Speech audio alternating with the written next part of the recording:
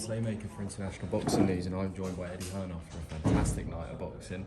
2 new world champions, a successful night for Joe Cordina and Sandy Ryan as well. Yeah, I thought the Joe Cordina fight was fantastic. I mean, he showed a bit of everything. I think my worry when I used to watch Joe was, does he punch hard enough, and how tough is he? And I think the last 2 fights have shown us the answer to that. Even tonight with a punch back, you know, it was a great left hook that dropped Rakimov.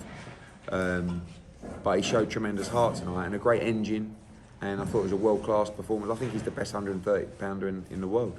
And a great win for Sandy Ryan. And did it the hard way, really. Could have kind of outboxed that girl, but decided to make it entertaining. And, you know, two new world champions for the stable tonight. Definitely, and 2 great performances from both. I do want to touch on Jordan Thompson's performance as well. Obviously, we know he's very fresh in the professional game, but what would you like to see him fight next? Tommy McCarthy is a name I've mentioned to him before. Yeah. Is that something that you? Yeah, I want him. I don't really want to just take him down the domestic scene. I think he punches hard enough to beat a lot of these guys. I would like a decent name next, you know, from a kind of world level guy, top 15, and try and position him for a fight at the world title, because I think he has the power to beat those champions.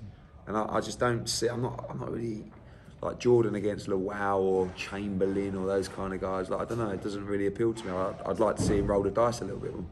Perfect, and so do we. I think he would KO most of those names as well. Moving on to Josh Warrington, kind of, is he still rumoured to headline on June 10? And is it it's between Jazza Dickens and is it Christian Diaz? Yeah, there has been those chats, but I think with Josh, you know, it's just, we've been there before where we've taken that interim fight and it's kind of unravelled, and I think he just wants a big fight, really. So we just got to make the decision whether he wants that interim fight or waits for the winner of Wood against Lara, or maybe, as I said before, Ray Vargas, or maybe another champion.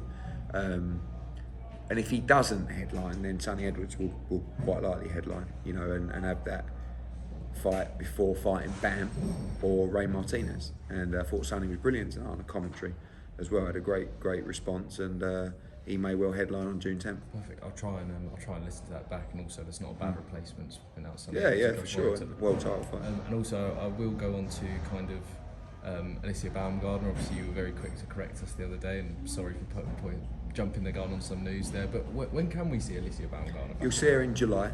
You know, I like the Erica Cruz fight. I like the Leonard 2 fight. You know, she obviously suffered her only defeat to her.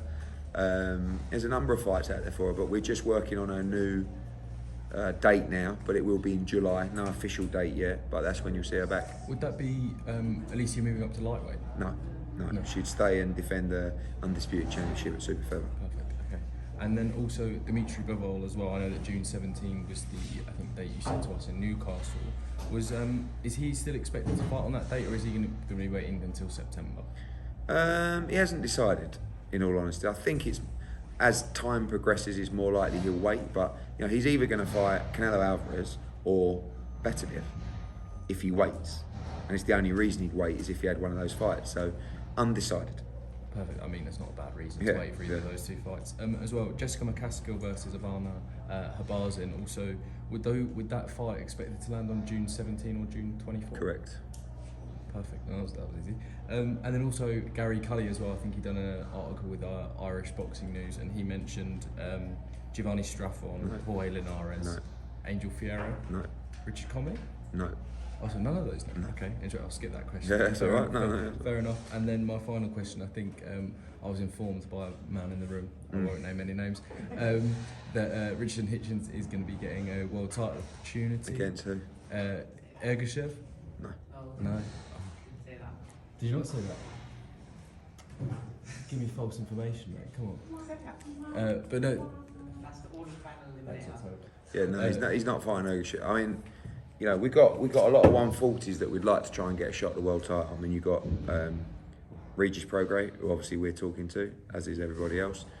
You got Matias, the IBF champion, not really been in major discussions with him, but you know, we have Paro, we have Cattrall, we have Steve Spark, who's fighting Valenzuela coming up, and we have Richardson Hitchins. 4 guys that I think are ready to fight for the world title. So we'd like to try and get them a shot, but nothing confirmed for Richardson yet. You could probably do a round robin with those 4 yeah. title. But no, Eddie, thank you very much, mate. No worries. Thanks, mate. Cheers.